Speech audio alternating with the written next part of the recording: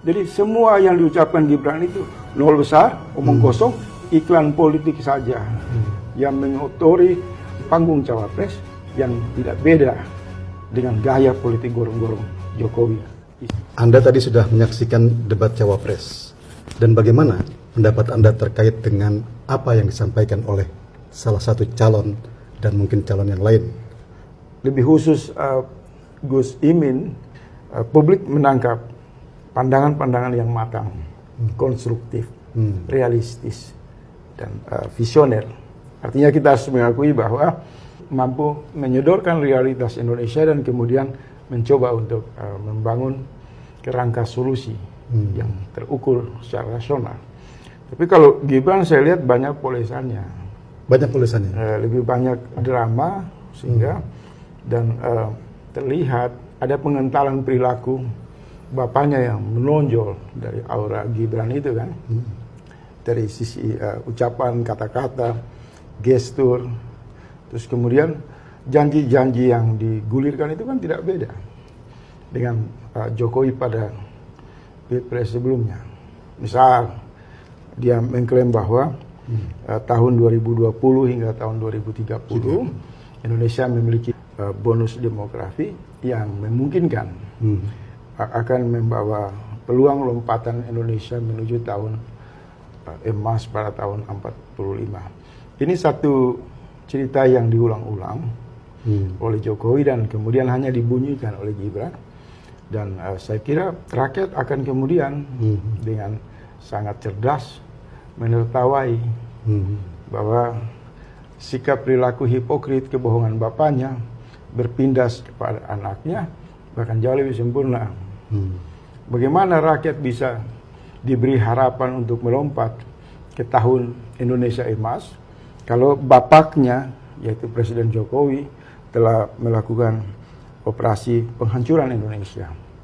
Rakyat dibebani oleh utang yang sangat tinggi, besar, 11.000 triliun, kesenjangan ekonomi yang menurut salah satu ulama sesepuh NU di PBNU bahwa kesenjangan itu di mana segelintir orang 16% menguasai hajat hidup ekonomi 80% perekonomian nasional.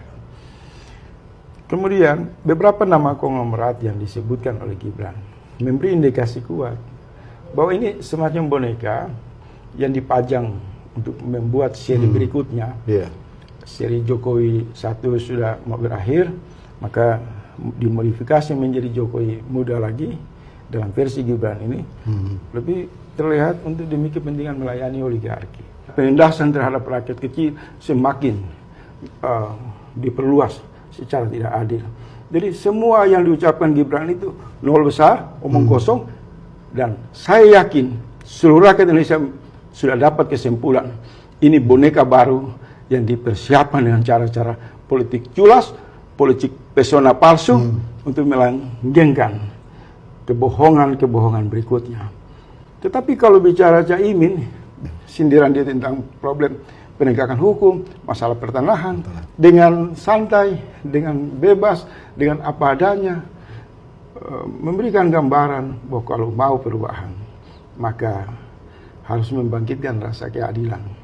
Harus ada penegakan hukum yang tegas dan menggelar prinsip-prinsip kesetaraan di dalam bernegara. Caimin mendapatkan poin yang luar biasa di mata rakyat. Saya kira berbicara secara apa adanya, secara otentik, dan tentu dilandasi oleh keinginan yang baik. Tapi kalau Gibran ini iklan politik saja yang mengotori mimbar atau debat cawapres atau panggung cawapres yang tidak beda dengan gaya politik gorong-gorong Jokowi. Janjinya manis, isinya gelap dan makin membawa rakyat hidup dalam ancaman masa depan yang tidak bisa dilihat ada harapannya. Apa yang dilakukan dalam penampilan sinetron politik Gibran itu adalah mengcopy paste perilaku bapaknya, ucapan manis bapaknya yang secara menyeluruh tidak beda sehingga publik menangkap. Yang muncul itu secara fisik adalah Gibran, tapi secara kejiwaan dan kepalsuan politik di belakang itu adalah pancaran kepemimpinan Jokowi yang sudah terkenal banyak janji manis, faktanya bohong dan hanya memberi pesona dan harapan palsu. Saya kira itu. Oke, Bung Faisal Asgaf, terima kasih. Sama-sama, Pak Rusdi.